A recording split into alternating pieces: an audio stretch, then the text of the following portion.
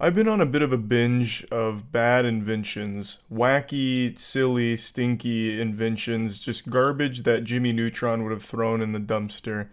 I've just been glued to it, down this rabbit hole of finding the wildest products ever, and wondering why.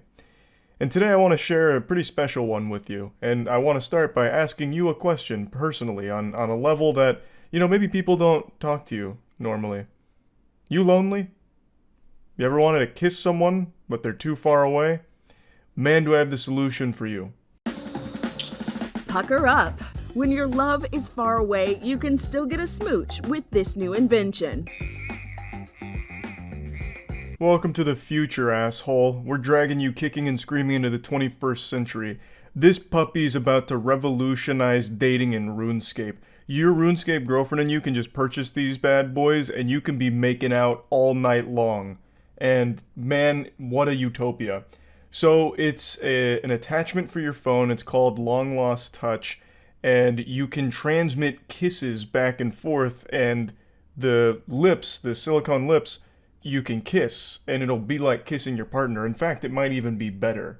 Anything human lips can do, these can do better. And that sound you were hearing, that sounded like a fucking birthday party kazoo going off, that's just another one of the handy-dandy features of the Long Lost Touch, where it can play kissing sounds back to you in the lowest quality you've ever heard. I swear to God, the kissing sound quality is straight out of like the late 1990s on like a fucking floppy disk kind of shit. Like, I don't know what went wrong there. It actually sounds like a frog being strangled when it's playing kissing sounds back to you. But before going deeper on this product, I want to tell you something that I think deserves kisses, and that's Opera GX. Big thanks to Opera GX for sponsoring today's video. Opera GX is by far the best browser available right now. I know you've heard me talk about them a lot over the last year or so, and that's because I fully made the switch from Chrome to Opera GX, and I have never looked back. One of the main reasons I did that is because Google Chrome is an unbelievable resource hog, whereas Opera GX is not. And even beyond that, they have so many beautiful features that I really appreciate, like just fun customizable things as well, like custom wallpapers. There's also a new wallpaper, the Where's Charlie one, which is a goofy, fun little one that's available on Opera GX as well. They even have something like the GX Corner. A great thing about the GX Corner is it has my latest 12 uploads on it, which is fantastic. You can have your messengers on the side, so that way you just have everything in a nice, convenient, easy, just really intuitive way of using all of your common programs while browsing the internet. It, of course, is also a seamless transition from whatever browser you're currently using to Opera GX with your add-ons and extensions and everything like that.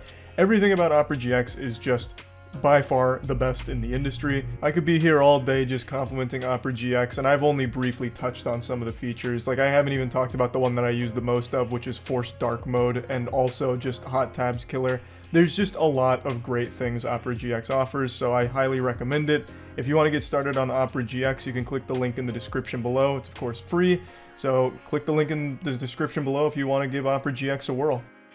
The device, which has a name that translates to Long Lost Touch in English, was created by Chinese college students. They were inspired by the stories of sadness and isolation that came out of pandemic lockdowns. I've got to be honest with you, I feel like this would only add to the loneliness and then couple it with a side order of shame. Just this true combo meal of, man, I feel awful being away from my partner, and man, I feel even worse because I'm now making out with these fake fucking lips off of a mannequin.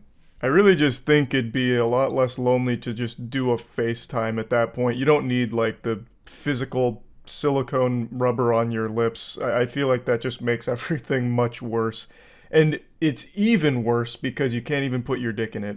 You can clearly see that it's not deep enough unless you have a micro penis, and that's just not going to get the job done by any means for most people. So it's just one of those things that doesn't even serve like the most basic purpose of it, where it could have been used as like a sex device. It can't even accomplish that functionality, and you can't even put your tongue in it. It's not even deep enough for that, and it doesn't have a tongue of its own to be sticking in your mouth and wiggling around. This is what can happen when video calls simply aren't enough. Each Long Lost Touch is paired with another device. Users have their kissing style recorded and then transmitted to the other set of lips. But every time they show the kissing, it all seems the same, like just generic puckering and pecking. It doesn't seem like it's recording kissing style because it's not getting in there in like a, like a fucking feral animal type kissing. It's just like really by the books vanilla type pecking.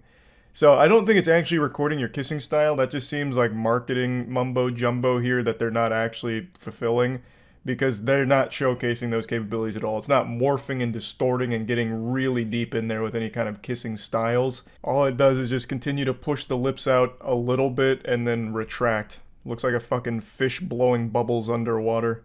It even makes kissing noises. For a more realistic feel, the silicone lips warm up as the lover sends their kisses. So that's what I was briefly mentioning a moment ago about how you can send the kissing sounds, but they clearly didn't put a whole lot of tender love and care and passion behind that functionality because it sounds fucking horrible. It sounds like a snuff film.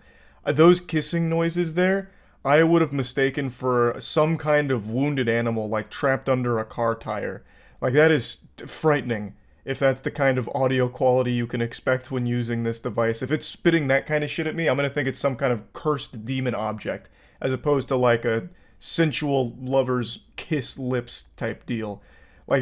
However, we can't downplay the importance of the lips having self-heating capabilities. I think that's huge. So, at the very least, let's say you don't have a significant other and you're completely alone, this still may be worth picking up as like a little finger warmer. Like if the tips of your fingers get cold, you could put it in that mouth right there and heat them up for a little bit, kind of cook them there. So that might be useful. Whether you think this idea is crazy or genius, these lips are in demand. The company sold over 3,000 kissing machines and received about 20,000 orders in just 2 weeks after opening. Send your long-distance kisses, but keep it classy. No tongue, okay? This is Inside Edition Digital. What the fuck do I know? Clearly, this has become a smash hit, top-selling item. I bet you didn't expect that plot twist, because I know I didn't. My fucking jaw was on the floor when I heard those numbers, those sales. You wouldn't have been able to replicate my fucking kissing with how fucking unhinged my jaw became when those numbers were revealed. I couldn't believe it. Absolutely shocking, but congratulations to the team for financially crushing it. I can't help but feel this invention is very odd, very weird, and I don't think it really successfully helps with couples that miss each other and just want to kiss each other again. I think this would only make that problem worse. I don't see it really being successful there. Maybe I could see use for this in a couple that wants to like go out to dinner, but they're too far away and it's long distance, so they start feeding spaghetti to the lips here and they pretend like they're eating it on the other side of the phone.